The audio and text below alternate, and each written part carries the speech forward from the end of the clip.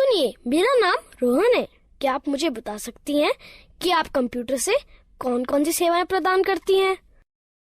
हाँ बिल्कुल, मेरा नाम गीता है और जैसा कि आप देख रहे हैं कि मेरे पास इंटरनेट सुविधा युक्त एक कंप्यूटर है, जिसके जरिए मैं विभिन्न सेवाएं जैसे रेल टिकट की बुकिंग, विभिन्न प्रकार की सूचनाएं जानने में, बिजली व मोबाइल फोन के बिलों का भुगतान, बैंक से लेन देन, पैन कार्ड, पासपोर्ट का आवेदन आदि आदि सुविधाएं प्राप्त करा सकती हूँ।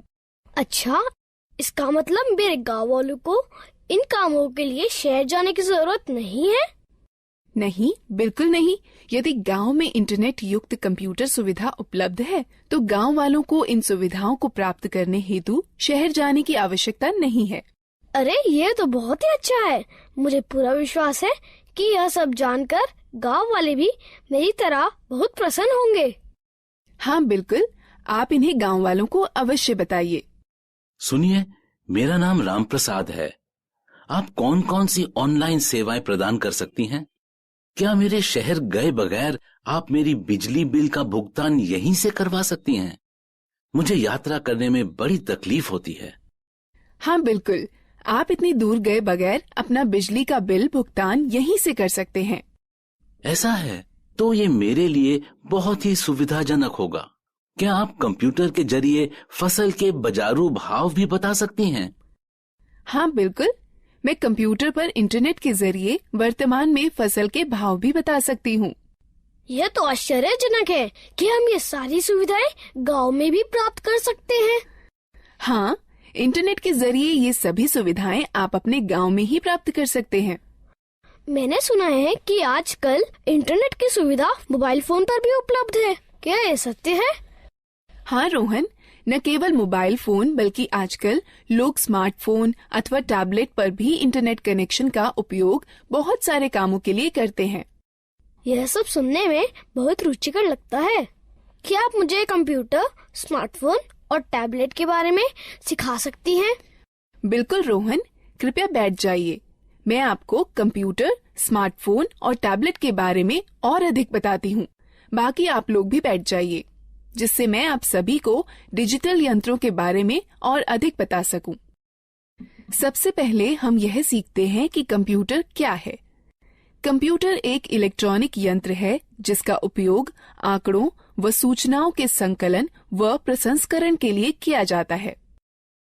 हम कंप्यूटर से क्या क्या कर सकते हैं?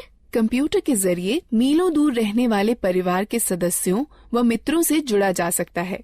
रेल टिकट बुक कराए जा सकते हैं, बैंक खाते में लेन देन किया जा सकता है, सूचनाएं एकत्रित की जा सकती हैं, खेल खेले जा सकते हैं, गाने सुने जा सकते हैं और सिनेमा पिक्चर देखी जा सकती है। अब हम कंप्यूटर व उसके विभिन्न हिस्सों के बारे में सीखते हैं। A computer is divided into two parts, hardware and software. The computer and all the equipment connected to it are called hardware. Software is the set of instructions that the computer follows in performing a task. आपका मतलब है कि screen पर दिखने वाले सभी icons software होते हैं? हाँ रोहन, सॉफ्टवेयर कंप्यूटर में प्रोग्राम होते हैं जिनसे हम भांति भांति के काम करते हैं। अब हमें विभिन्न उपकरणों के विषय में जानना चाहिए जिनसे कंप्यूटर बनता है। कंप्यूटर के 3 अंग होते हैं। पहला इनपुट डिवाइस, दूसरा प्रोसेसिंग डिवाइस, तीसरा आउटपुट डिवाइस। जैसे एक ट्रैक्टर को चलने के लिए डीजल अथवा पेट्रोल की आवश्यकता होती है, ठीक उसी तरह कंप्यूटर में डाटा भरने, निर्देश अथवा सूचनाएं संकलित कर विभिन्न कार्य करने के लिए उपकरणों की आवश्यकता होती है। Devices which are used to insert data, instructions or information into a computer are called input devices. इन चित्रों को देखो, ये कुछ इनपुट डिवाइसें हैं जिनका प्रयोग कंप्यूटर में होता है। ये इनपुट डिवाइस निम्न हैं: pen drive, mouse, keyboard, CD, microphone. Keyboard और माउस प्राथमिक इनपुट डिवाइसें हैं। यह बिल्कुल टाइपराइटर के कीबोर्ड की तरह दिखता है। हाँ, इसमें कुछ अतिरिक्त बटन अवश्य है। सामान्य कीबोर्ड के बटनों के साथ इसमें कुछ अंक एवं विशेष बटन अवश्य होते हैं। क्या आप मुझे बताएंगी कि इन विशेष बटनों का प्रयोग किस लिए किया जाता है? अंक बटनों की सहायता से कैलकुलेटर की भांति कंप्यूटर में अंक भरे जाते हैं। नेविगेशनल बटन मार्गदर्शक बटन होते हैं जो मॉनिटर पर पेज देखने में सहायक होते हैं। प्रोग्राम में पेज अप बटन विषय के दिखने वाले भाग और कर्सर को स्क्रीन पर आगे बढ़ाता है। प्रोग्राम में पेज डाउन बटन विषय के दिखने वाले भाग और कर्सर को स्क्रीन पर पीछे करता है। प्रोग्राम में होम बटन कर्सर को विषय के आरंभ में ले जाता है। प्रोग्राम में एंड बटन कर्सर को विषय के अंतिम लाइन में ले जाता है। प्रोग्राम में ये तीनों बटन संपादन बटन कहे जाते हैं जो कंप्यूटर में पठनीय विषय में संशोधन करने में सहायक होते हैं। ज्यादातर लेख संपादन प्रोग्रामों इंसर्ट बटन का प्रयोग किसी लेख में शब्दों को भरने और लिखावट पर शब्दों के पुनर्लेखन में होता है। डिलीट बटन लेख संपादन प्रोग्रामों में एक एक कर अक्षर दाईं ओर मिटाता है। बैकस्पेस बटन लेख संपादन प्रोग्रामों में एक एक कर अक्षर बाईं ओर मिटाता है। ये 4 बटन किस काम के लिए प्रयोग किए जाते हैं? ये चारों बटन दिशा निर्देशक बटन कहलाते हैं। ज्यादातर लेख संपादन प्रोग्रामों में ऊपर की तरफ तीर के निशान वाला बटन कर्सर को स्क्रीन पर ऊपर की ओर ले जाता है। ज्यादातर लेख संपादन प्रोग्रामों में नीचे की तरफ तीर के निशान वाला बटन कर्सर को स्क्रीन पर नीचे की ओर ले जाता है। ज्यादातर लेख संपादन प्रोग्रामों में बाईं की तरफ तीर के निशान वाला बटन कर्सर को स्क्रीन पर बाईं की ओर ले जाता है।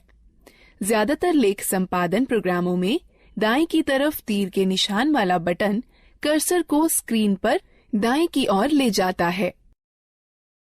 क्या तुम F1 से F12 तक के बटनों को देख रहे हो? यह बटन फंक्शन बटन कहलाते हैं। यह बटन कंप्यूटर पर सक्रिय प्रोग्राम के अनुसार निर्दिष्ट किए गए विशेष कार्य को निष्पादित करते हैं। ज्यादातर प्रोग्रामों में एस्केप बटन चल रही प्रक्रिया समाप्त कर देता है।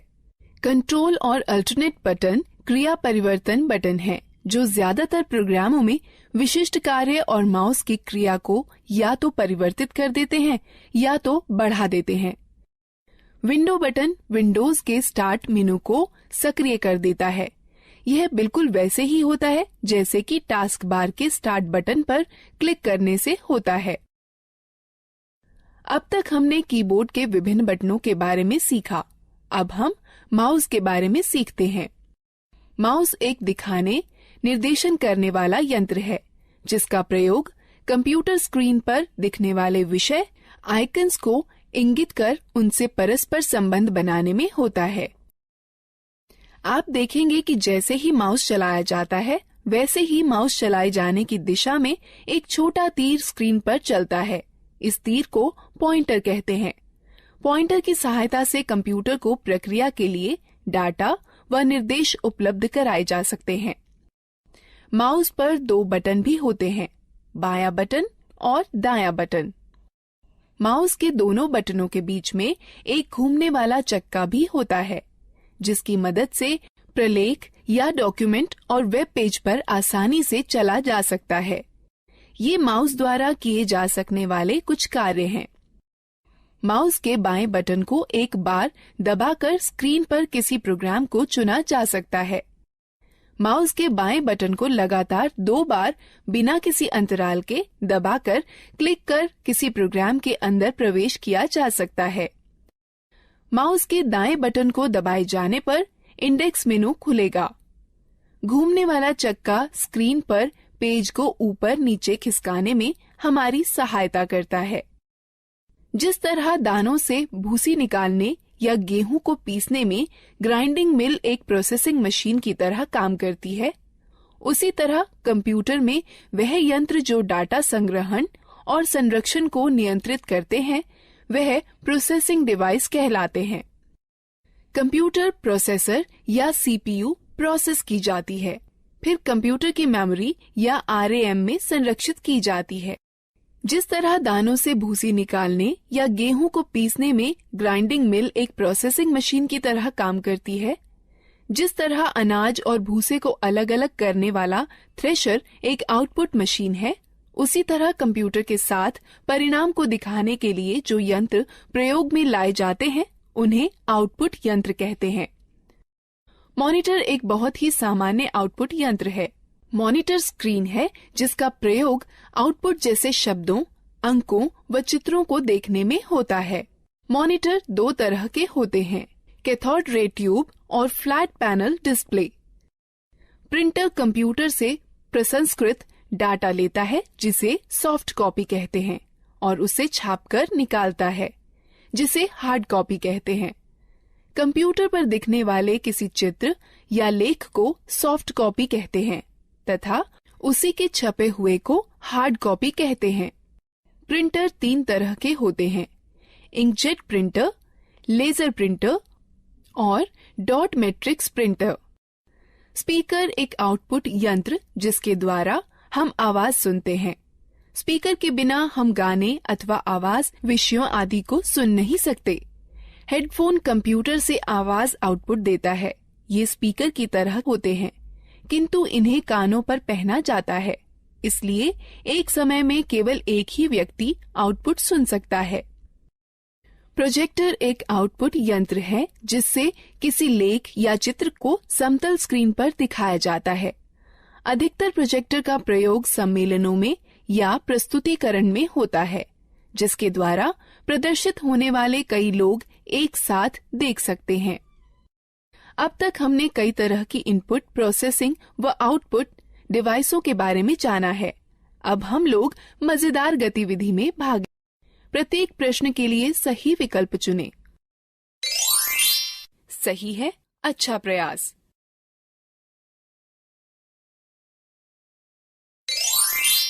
सही है, अच्छा प्रयास।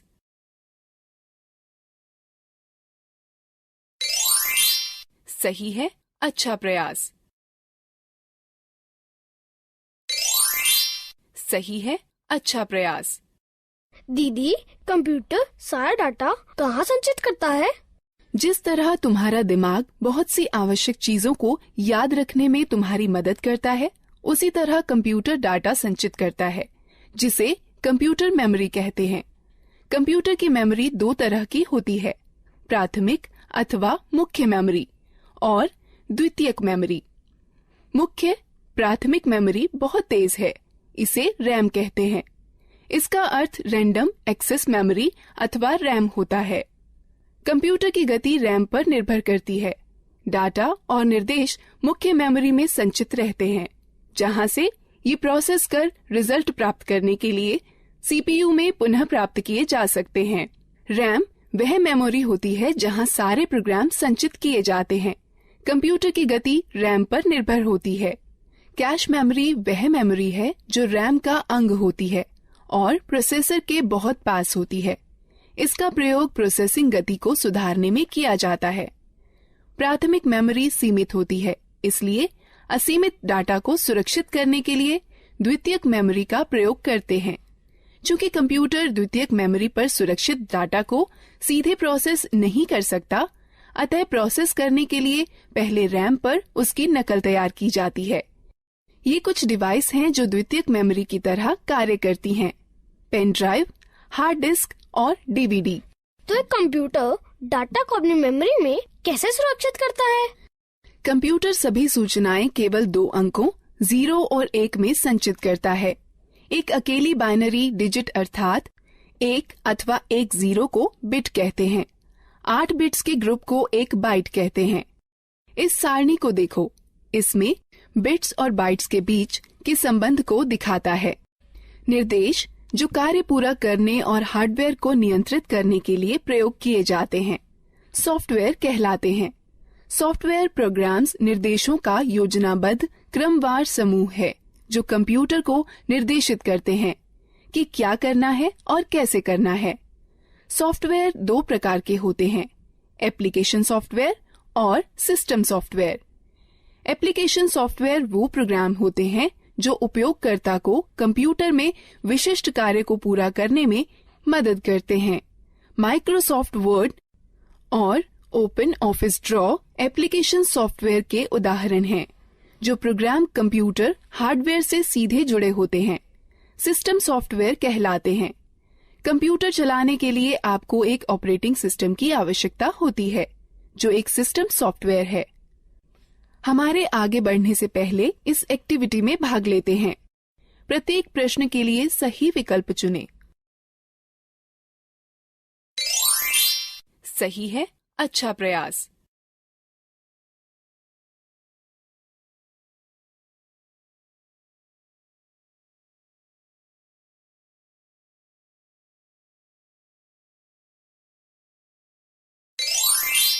सही है, अच्छा प्रयास। गीता, ये सब रुचिकर है। मैंने पहले कभी भी कंप्यूटर नहीं चलाया है। क्या तुम मुझे बता सकती हो कि कंप्यूटर कैसे स्थापित किया जाता है और कैसे चलाया जाता है? अवश्य चाचा, मैं सब कुछ समझा दूंगी। सबसे पहले मैं आपको कंप्यूटर के विभिन्न अंगों से परिचित कराती हूँ। यह मॉनिटर है। यह टेलीविजन की तरह है और इसकी स्क्रीन पर आउटपुट देखा जाता है। यह सिस्टम बॉक्स है। इसमें सेंट्रल प्रोसेसिंग यूनिट अर्थात सीपीयू होता है। यह सीपीयू ही कंप्यूटर का मुख्य दिमाग होता है।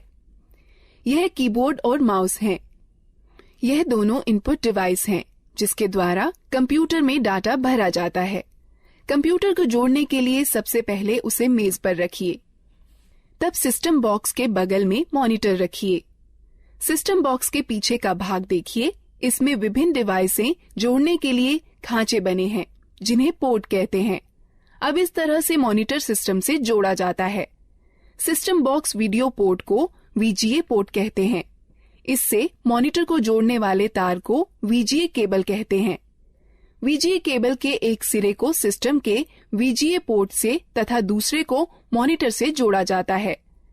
कीबोर्ड दो प्रकार के कनेक्टर वाले होते हैं, PS2 कनेक्टर अथवा USB कनेक्टर। कीबोर्ड को कनेक्ट करने के लिए उसके कनेक्टर को सिस्टम के उपयुक्त पोर्ट में जोड़ा जाता है।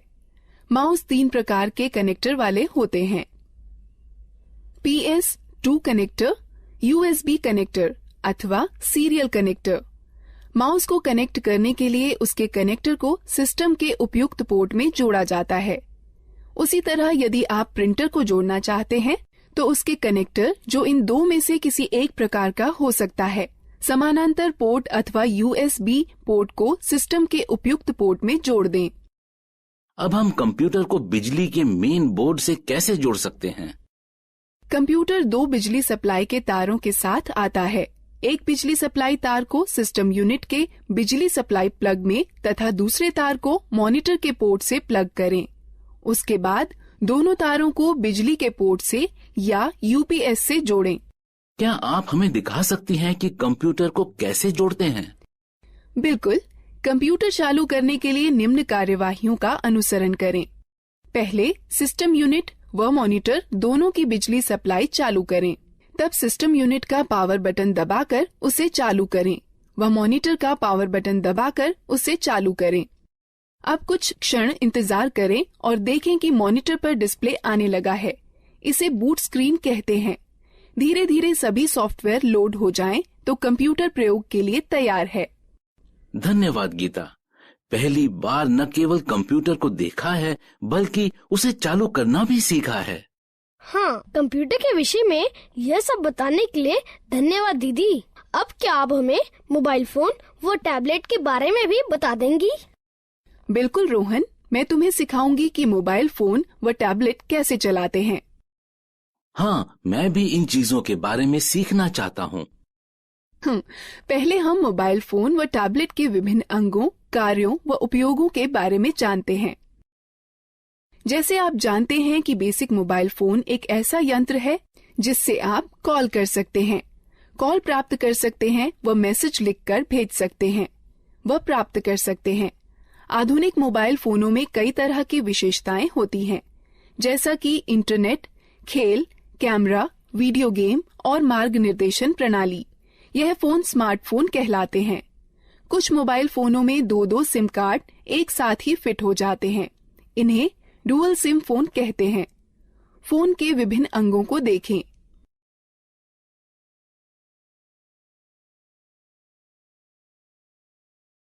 गीता, क्या तुम मुझे दिखा सकती हो कि फोन में सिम व बैटरी कैसे डालते हैं?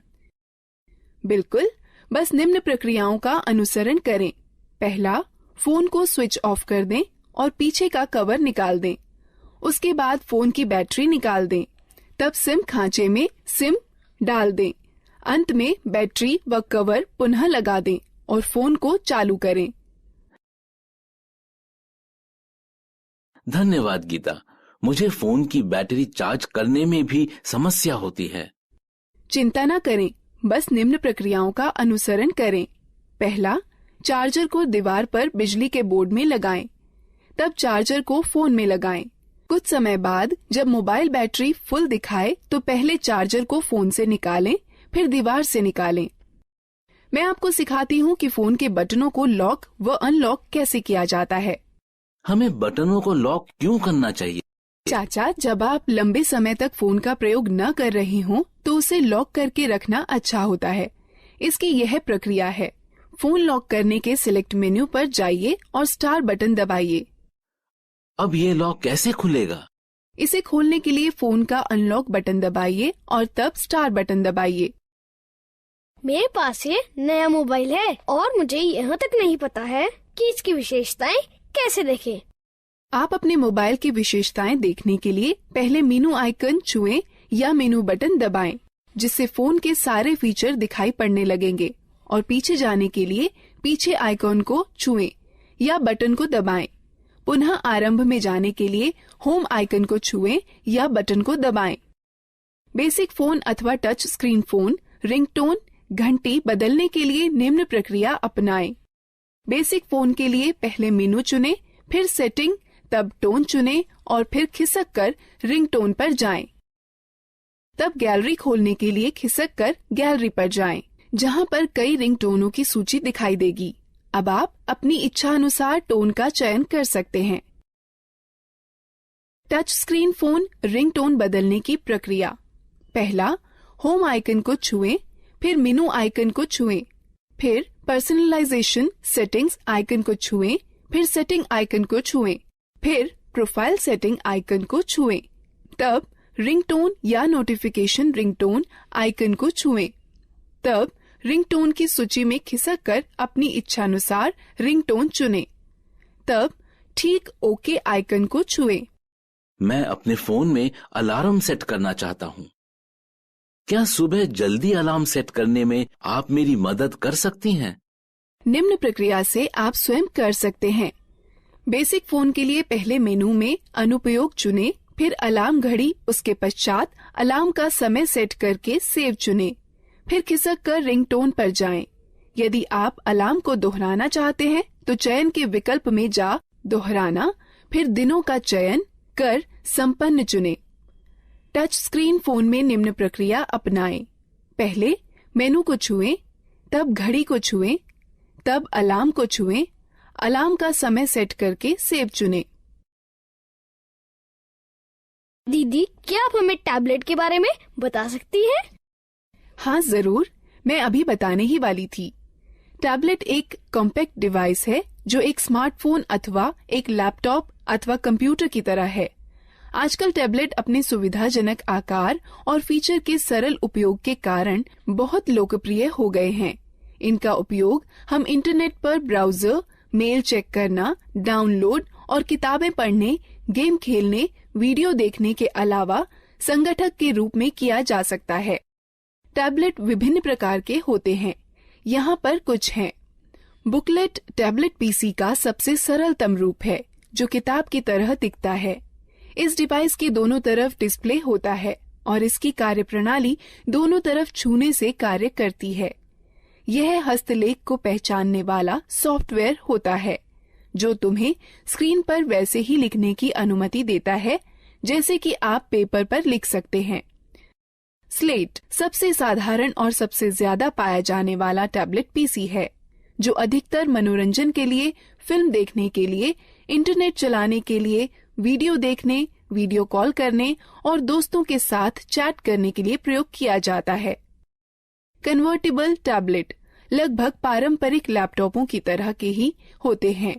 इसमें बस एक बड़ा फर्क यह होता है कि इनसे टच स्क्रीन डिस्प्ले होता है, जिसे 180 डिग्री तक घुमाया भी जा सकता है। हाइब्रिड टैबलेट में स्लेट और कन्वर्टेबल टैबलेट दोनों की सबसे अच्छी विशेषताएं सम्मिलित होती हैं। हाइब्रिड टैबलेट अलग हो सकने वाले कीबोर्ड के साथ आते हैं, जो कि दिए गए स्लॉट के जरिए स्लेट पीसी में जोड़कर टैबलेट पीसी में बदले जा सकते हैं। एक रग्ड टैबलेट उन उपयोगकर्ताओं के लिए अच्छा है जो कठिन वातावरण परिस्थितियों में कार्य करते हैं। इनके अंदर की हार्ड ड्राइव झटकों को सहन करने वाली और इनका सुरक्षात्मक कवच इन्हें काफी टिकाऊ बनाता है। यह एक बात आपके लिए ध्यान में रखना अति आवश्यक है कि प्रथम बार इनका उपयोग करने से पूर्व इनकी बैटरी को कम से कम 6 से 7 घंटे चार्ज करना चाहिए, जब तक कि बैटरी पूर्ण रूप से चार्ज न हो जाए। हम बैटरी कैसे चार्ज करते हैं? इन चरणों का अनुसरण करो। पहला, केबल को चार्जिंग हेड में लगाएं और प्लग को स्टैंडर्ड एसी पावर में लगा दें। डिवाइस अपने आप चार्ज होने लगती है। डिवाइस के पूरा चार्ज होने के बाद चार्जर को प्लग से हटा देना चाहिए। डिवाइस में ऊर्जा संरक्षण हेतु पावर सेव बटन को दबाकर स्क्रीन को बंद किया जा सकता है। स्क्रीन को पुनः चालू करने के लिए यह प्रक्रिया दोबारा करें। डिवाइस को बंद करने का सही तरीका क्या है? जब आपको डिवाइस बंद करनी हो तो निम्न चरणों का अनुसरण करें। पहले, पावर बटन को कुछ क्षण के लिए दबा कर रखें। तब टैबलेट को बंद करने के लिए मेनू खुलने पर दिखाई देगा। तब पावर ऑफ पर टच कर डिवाइस को बंद करें। एक टैबलेट की होम स्क्रीन एप्लीकेशन फंक्शन मेनू के लिए स्टार्टिंग पॉइंट है। आप अपनी होम स्क्रीन को एप्लीकेशन आइकन्स शॉर्टकट फोल्डर को जोड़ करके कस्टमाइज कर सकते हैं। अतिरिक्त डिस्प्ले स्क्रीन के लिए स्क्रीन को दाएं अथवा बाएं खिसकाएं। तो तुमने सीखा कि कैसे लैपटॉप, कंप्यूटर, मोबाइल फोन और टैबलेट को इस्तेमाल करते हैं। अब हम इस प्रक्रिया में भाग लेते हैं। प्रत्येक प्रश्न के लिए सही विकल्प चुनें। सही है, अच्छा प्रयास।